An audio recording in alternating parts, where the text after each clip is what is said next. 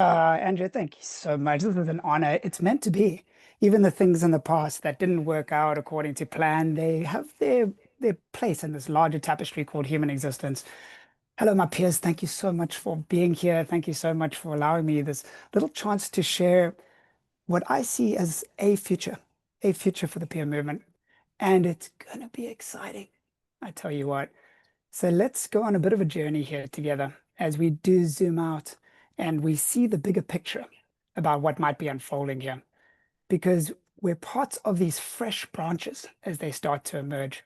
Yes, indeed, these fresh branches of the future involve entrepreneurial peer pioneers. Guys, what if I told you that the people with the highest unemployment rate are exactly who the world needs to navigate our AI future? Sneak preview. That's us. That's us. My thesis here is that peers have powerful strengths. These strengths are going to be profoundly needed by the world in the age of AI. And peer entrepreneurship is a pathway towards beautiful sustainability. I'm going to drop in a little document in the chat that will give you links and the information about a lot of the AI platforms that I use today because we're empowering each other. And so I will drop that into the chat at the end, just in case you feel like you're missing out. Entrepreneurial, what on earth is that? It comes from the French, meaning initiating something new. While joined to its roots, we are initiating something new today. We have to be able to see the new. We have to be able to step into the new. So let's do this in 3 sections. Let's talk about a life that took the leap. Sneak preview, that's me. Then in section number 2, we'll explore our strengths together, and man, do we have some powerful strengths. And then in section number 3, we'll explore sustainability. How are we going to make this movement sustainable? How are we going to next level it? How are we going to light that fire that illuminates and warms the paths of those around us? Kicking off with one life that took the leap, and that's me. Hi guys, I am South African Josh, and my world cracked. It fell apart. I had to learn to adapt by traveling. First off, I've been to 24 countries, living and working in lots of them. I left home at 17, and I realized that society is just mutual consensus. It's just whatever we agree that it is. But my world really fell apart when I got my bipolar 1 diagnosis when I was in America. This led to 6 involuntary psychiatric hospitalizations. I was arrested twice. I blew $86,000 in my bipolar experience as the career ladders, as everything that I thought that I was building fell apart. And then everything changed when I became a peer support specialist. I worked with NAMI and I got my certification in 2016. And I contracted with Cal Mesa to help create the next version of the California Peer Support Specialist exam. Studied this stuff because I love it. I got my associates in entrepreneurship and I'm taking AI courses and the application of them. I got my bachelor's in psychology from the University of South Africa and my master's in theology from Fuller Theological Seminary in Pasadena in LA, fusing the worlds of psyche and spirit. Maybe they're 2 sides of the same coin. Psychology means the study of the soul. And then I was working for a TBS, Therapeutical Behavioral Services Program, and as a peer support specialist with NAMI, when 2 programs I was working with lost their contracts because of the shifting sands that people are talking about in government landscapes and in finances. I realized I couldn't build my solid foundations on these shifting sands. So I took a leap of faith. I left my full-time job working for NAMI as a peer support specialist to try out entrepreneurship, to try see if I could see something new. It wasn't easy, but it was beautiful.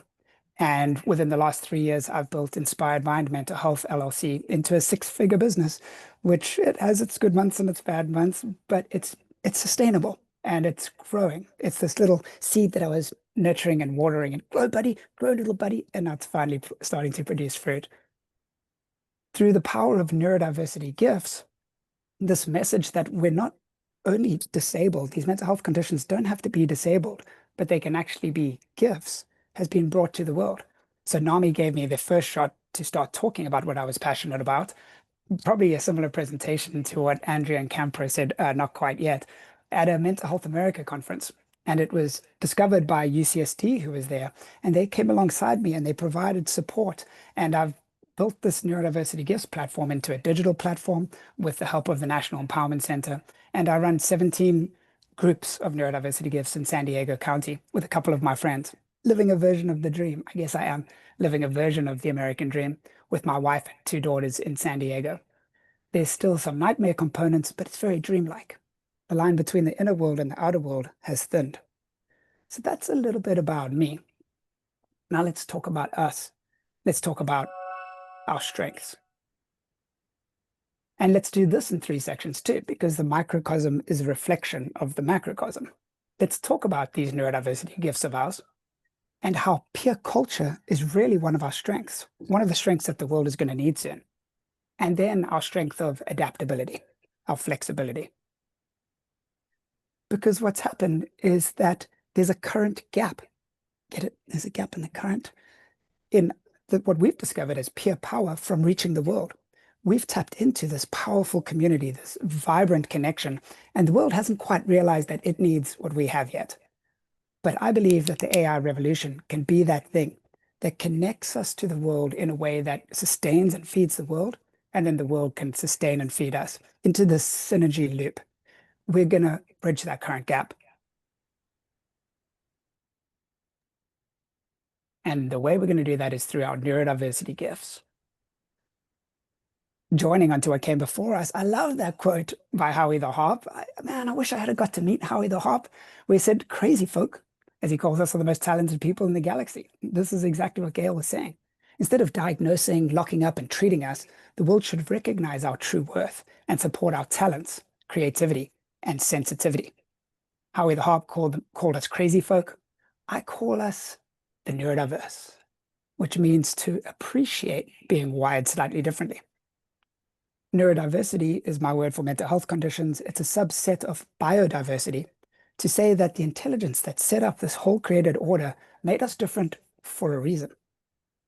As Brother Sue just said, we've got to find our little niche. We've got to be able to tap into our currents and see ourselves from some different angles. It'll bring fresh color to our world. Do you know who else was colorful? Do you know who else left their marks etched into the space-time continuum? Do you recognize any of these names? All of these people, if they live today, would have been diagnosed with a mental health condition, or if they do live today, they are diagnosed. How about these? Or these guys? We've got scientists and politicians, we've got inventors, we've got singers, we've got comedians, we've got surfers, we've got painters. It covers all of Dr. Howard Gardner's multiple intelligences model. The neurodiverse community has richness inherent within us. And yes, these things are like fire. We do have to learn to navigate them. Now, fire, if it's out of control, can burn the house down. Fire, if it's under control and it's harnessed, that can illuminate the house, that can warm the house. And it can propel a rocket ship so that we see our world from different angles. We've got rich neurodiversity gifts right here in this room. And in the coming age, we're going to be able to actualize this potential. Vincent van Gogh only sold 2 paintings in his lifetime. One was to his brother. William Blake had like maybe 3 followers at the time. No one was getting his stuff, even though now everything he touched goes for over $1 million. He's like, all right, don't worry. I'm not writing for you guys. I'm writing for the future generations and the host of heavenly witnesses who's watching. And they were like, yeah, sure, Billy. Turns out he was absolutely right.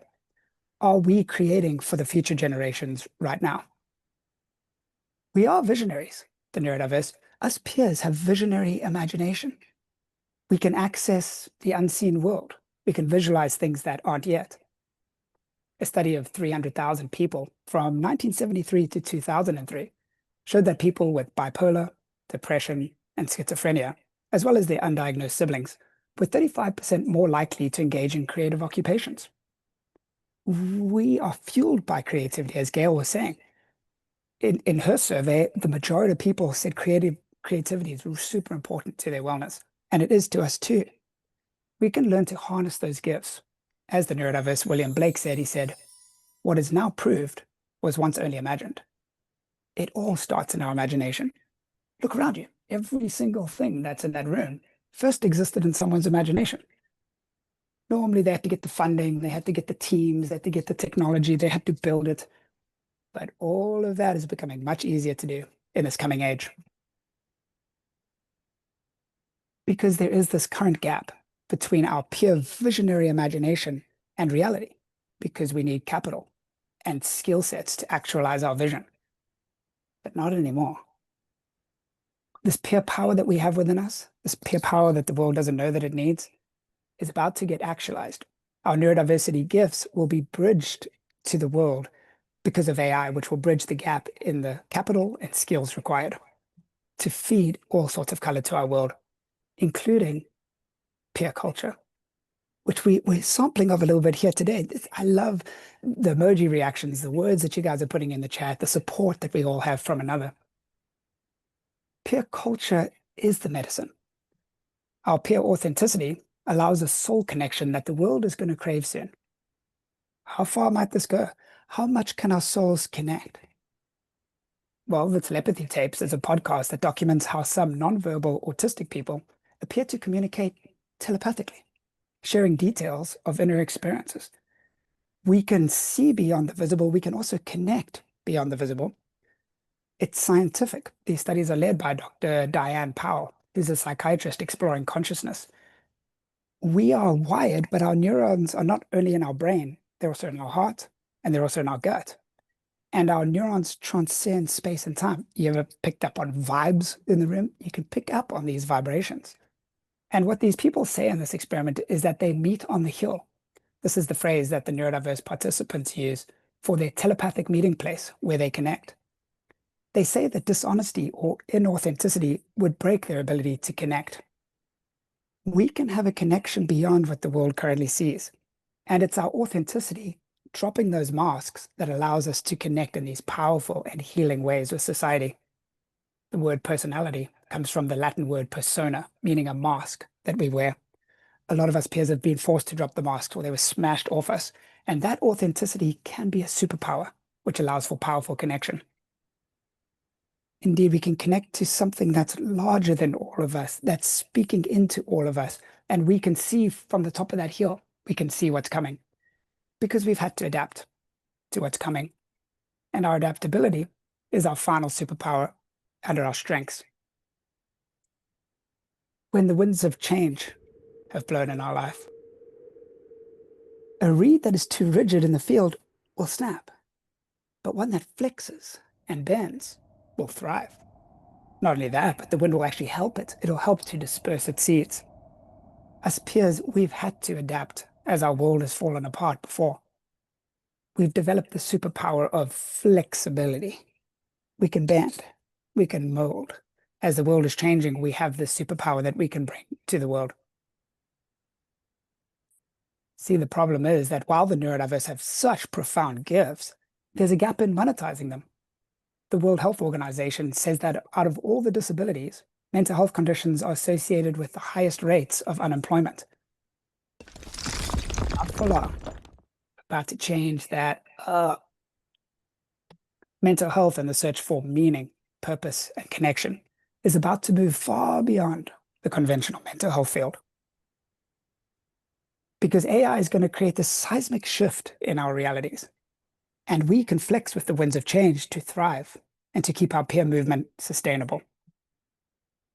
Yes, indeed, these three things are going to be the bridge between this peer power and the world that doesn't know yet that it needs it. How is that so? Well, our neurodiversity gifts are going to be made manifest to the world because AI will bridge the current gap in the capital and skills required. Vincent van Gogh had to spend a lifetime learning how to paint.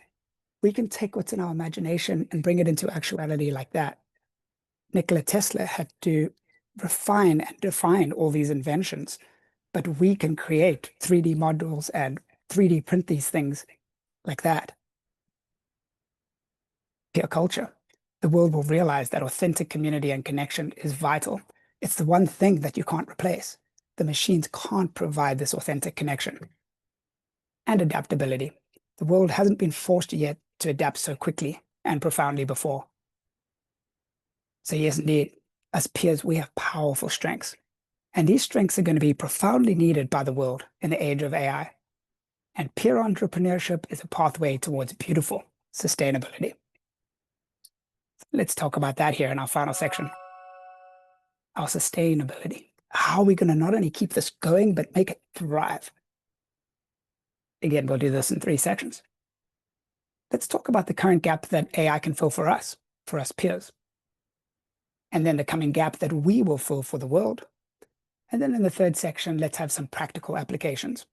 How might AI be applied to the peer field, to your life? How can it get rid of all the busy work and allow you to articulate your voice and make those deep connections, which is what we're so gifted at?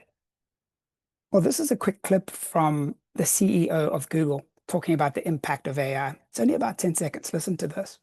I've said this before, AI is one of the most profound things we are working on as humanity. It's more profound than fire or electricity or any of the other bigger things we have worked on. Wait, what? More profound than fire and electricity? How did fire change our mental health?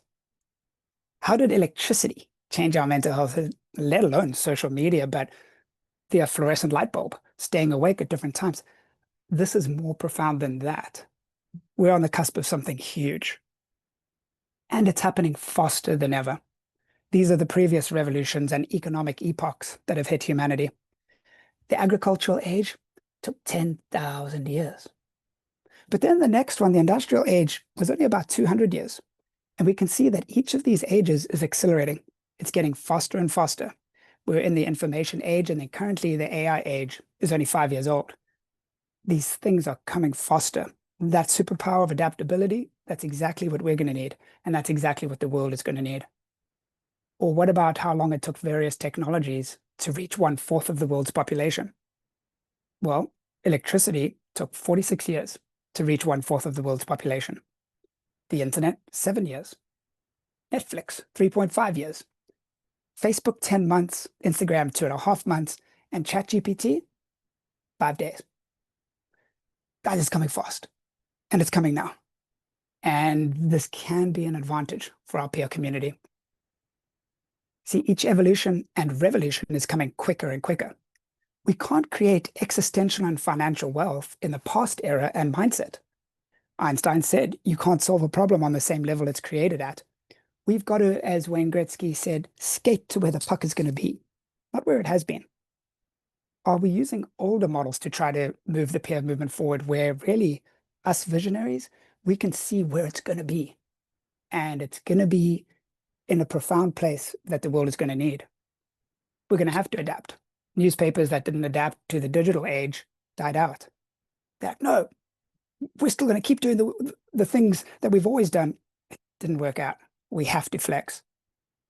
Bill Gates, overnight billionaire with Windows. Nah, he started programming in 1968. He saw what was coming. Same thing with NVIDIA stock. NVIDIA just blew up all of a sudden. No, Jensen Huang had been creating GPUs, graphics processing units, for decades because he saw the coming AI revolution. We can step into our pure visionary abilities and build the future now. We can do that now. We can take what's in our imagination and actualize it together. For example, when I was 5150'd or psychiatrically hospitalized against my will 6 times, kind of sucked. I mean, the community aspect was cool, but we were in these sterile buildings. It was not anything that was good or conducive to mental health. What if we had an alternative to that? What if AI could allow us to visualize, talk about alternatives, possible alternatives to 5150 or involuntary psychiatric hospitalizations? What if AI could also break these down into architectural drawings and actualize these things for us? The line between imagination and reality is thinning. The next time that someone gets 5150'd, how about they go to nature? How about they tap into these connected hubs of thriving where I literally was given no therapy. I literally wasn't connected to any of the peer movements in my hospitalization. What if these places were thriving places instead, where each person had their kind of privacy? I had to share a room with someone else who was going through a crisis. That's not conducive to good mental health. But these private pods were connected to a communal space. And then these larger communal spaces were connected to these central hubs. It's possible, guys. It's not that far to be able to 3D print this stuff. What if in mental health environments, we could create immersive virtual reality experiences and tap into the astronaut overview effect, which has been psychologically proven to have good effects on our well-being. or go in on these underwater adventures, tapping into wellness? What if instead of just waiting for the meds to kick in, we could be trained in the school for the gifted, learning how to harness our gifts, learning how to know that we have these unique potentialities to bring to the world, and then empowered to bring this to the world through cultural synergy. People are going to need this soon.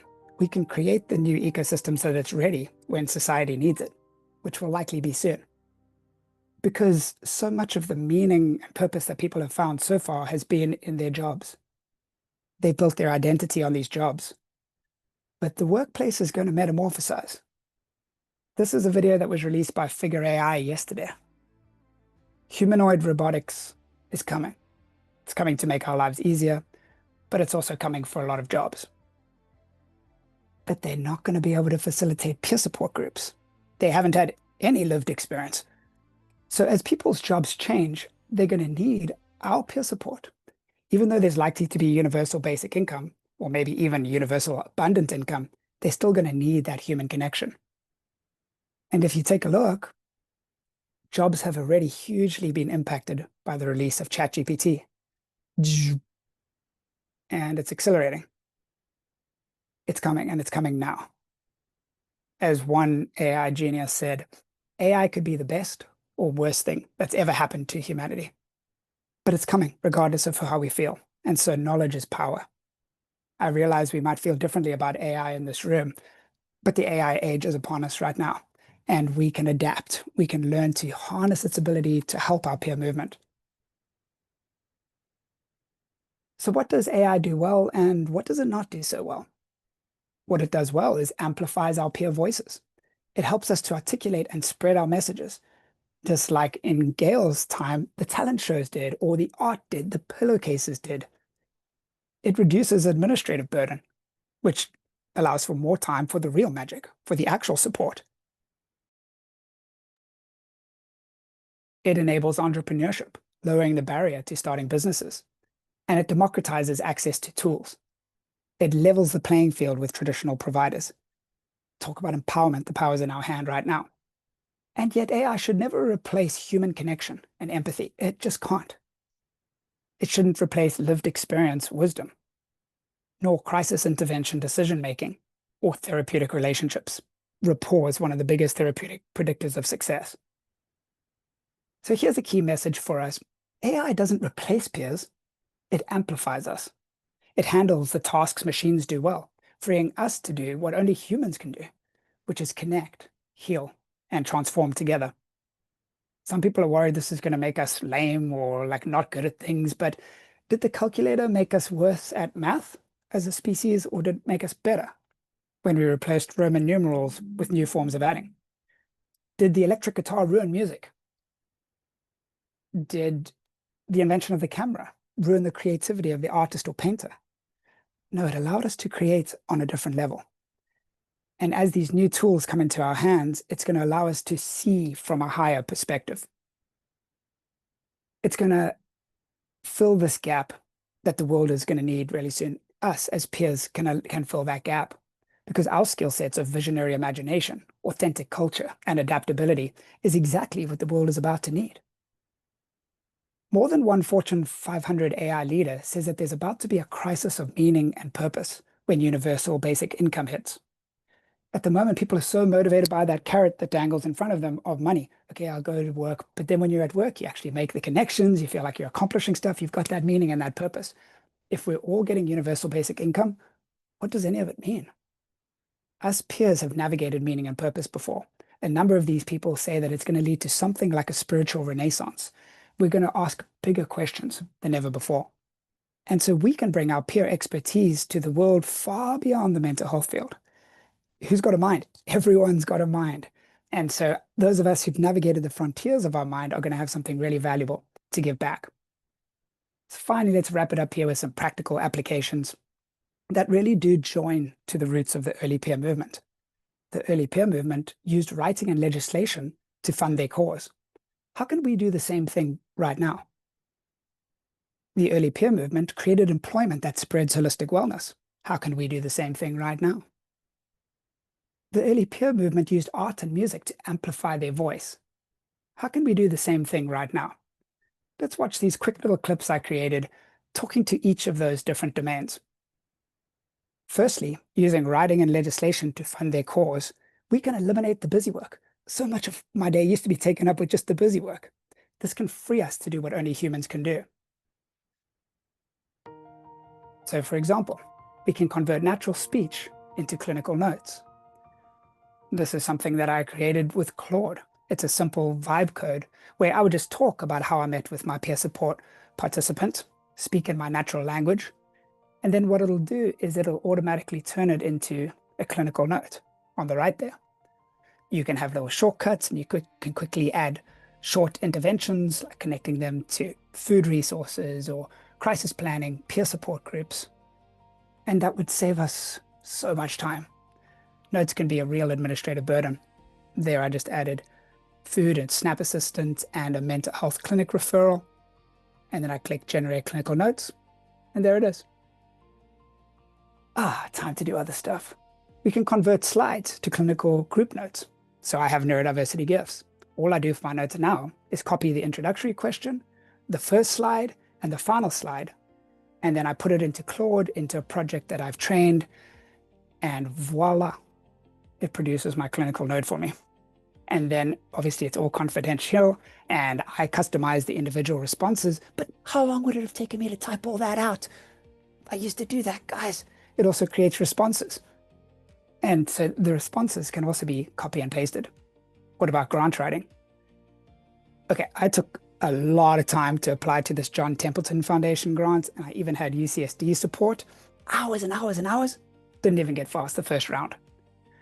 This has been trained in a company's dynamics and all of their figures, all of their staffing, and it customizes each of the responses to what the Templeton Foundation wants so that you can easily submit it. And finally, what about creating a PowerPoint presentation? This is ChatGPT 5 in its agent mode. I just asked it to create a PowerPoint presentation for this, and the strength and sustainability PowerPoint presentation. As you can see, mine's a lot better, but it did a decent job. It allows us to communicate information, and it even came up with these visuals, which I thought was cool. We can indeed eliminate busy work, and I will drop some of these into the chat afterwards in a document. The second category is that the peer movement in the beginning created employment opportunity that spreads holistic wellness. We can do the same thing, creating job positions that create win-win solutions. For example, we can create apps that connect us to ourselves. This is a program called Lovable. And I just spoke into it and I said, why don't we create a gentle, recovery-centered companion app that can allow us to have daily affirmations, that can remember cool things that people have said about us, and that can connect to others. And boom, it spun this up. What you can do is you can tap into daily affirmations, the love vault, where things that people have said that are good about you are saved, and to do guided practices too. Under daily affirmations, it did all of this. Click personal growth. What does it have to say? Every experience teaches me something valuable about myself. Well, that's about right. I'm constantly evolving and becoming more authentic. Yes, we are. Then what about the love vault? I actually used to do this on my iPhone, where if people said compliments to me, I'd store them in a particular app in case I get depressed, and then I would read those again. But here, this love vault stored my message from Sarah. Your kindness today changed my entire outlook. Thank you for being such a bright light in this world. And what about apps that connect us to each other? Let's take that to another level. What if we created an app that is a global synchronicity tracker? Andrea shared about how synchronicities brought us together, and so many of us in this room recognize that there's something larger going on. This is the sync map, where people can record their synchronicities, and it can map them onto a global scale so that we can see where they're happening in the world and follow them like weather phenomena. Where are these things happening? How does it connect to us? And is there about to be a cloud of synchronicity washing over us where we happen to be? We can also record our synchronicities and the dream journal, which can align to current events, or our dreams transcending the space-time continuum too. Are we able to see things that might happen? And how can we help with that? How can we come alongside humanity and help with that? And then finally, the early peer movement used art and music to amplify our voice. We can do the same thing now by making the invisible visible. Those ideas that you have in your imagination. Like, what if we wanted to create a Vincent van Gogh Starry, Starry Night for the peer movement in 2025? Forget having to spend all that money on paint. Forget having to take the years of lessons. Bam, we can create beautiful art that first existed in our imagination. Or what if we wanted to create videos? Pretend we wanted to create one about the peer movement. And we can create using Sora, where that sap, that water that Devin was talking about, is pocketed in all these individual experiences which connect to a tree. This is the second version of it because I was enjoying it. Each of these is different memories on our collective tree. What if we wanted to connect and collect peer stories and collect all of our collective wisdom? This was something I vibe coded with Claude, and people are adding their stories to this. I added 3 fictional stories, although they're kind of true as well. And then you can see that it collected all 3 of those stories. Not only that, but it synthesized the stories. What are the current themes? What are the commonalities? What are the trunks that connect to the branches? Community as transformer. Economic barriers dissolved through entrepreneurship. Alternative consciousness as an asset. We don't need fixing. The system needs expanding. And ultimately, what's the call to action? We don't need fixing. We are the fix. Or this. I guide 2 of these men's groups, peer support men's groups throughout the week, where we turn our stories into comic books and music. The song that's about to come on. We made this. Soul survivors rise up, always staying ready. My therapist told me I'm a soul survivor. I'm feeling guilty even though I was true, only went to a reviver. Abandoning the 6-figure business just to work on 5. Going to treat and to keep myself in the 3rd dimension, trying to find her. The guilt is taking over me, so I try to keep on going for my mother's grief. The present is taking over me, trying not to be 6 feet under like my homies be. Assalamu alaikum, peace be with my pain. Washing out the poison, dancing in the rain. Wow, the peer movement moved. And we can do the same thing right now. And that's exactly what we're doing right now. Join us for a follow-up on this on January 9th, 2026. Because I tell you what, us peers have powerful strengths. And these strengths are going to be profoundly needed by the world in the age of AI. And peer entrepreneurship is a pathway towards beautiful sustainability. Nikola Tesla was ahead of his time. Vincent van Gogh was ahead of his time. But what's different about us is that we have each other. We're able to connect our dots together to form a new world, to form a beautiful picture of the grand narrative, which is exactly what we're going to do now. We're not just talking, we're going to demonstrate that. So let's move into our next activity where we join our collective gifts together.